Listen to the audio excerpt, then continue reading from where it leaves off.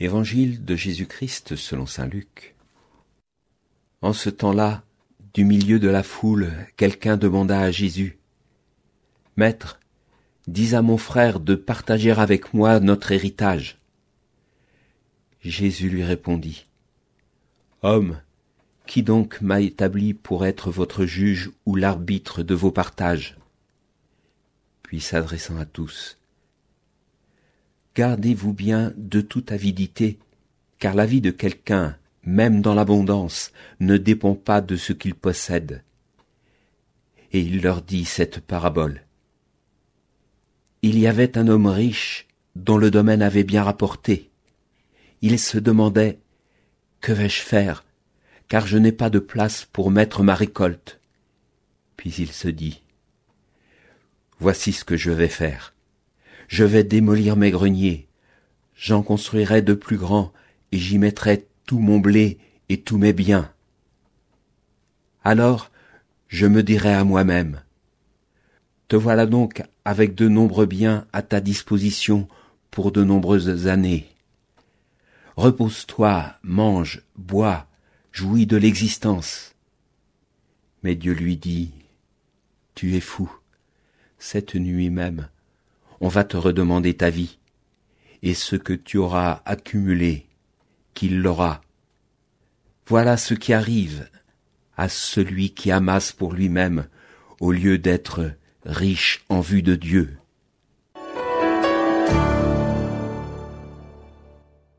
Chers amis, au cœur de l'été, ce dimanche, l'Évangile nous met en scène deux situations très différentes pour aborder la question du rapport au bien. Le premier cas de figure, réel, car c'est un de ceux qui écoutent le Seigneur qui vient exposer visiblement devant tout le monde une affaire éminemment familiale, celle de l'héritage.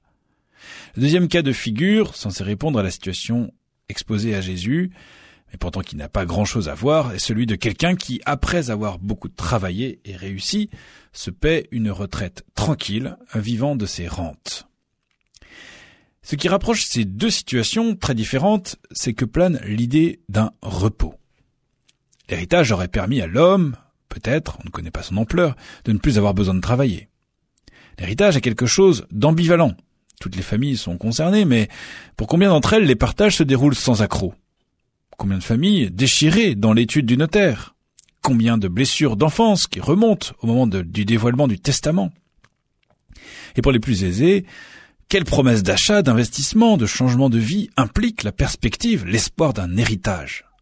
Sans parler des spéculations morbides sur le décès d'un aîné au grand patrimoine. Ce sont des affaires si délicates où se mêlent tant de sentiments et d'affections. Il faut imaginer donc cet homme qui sollicite Jésus entre meurtrissure et rage. Il demande justice. Quoi de plus légitime ?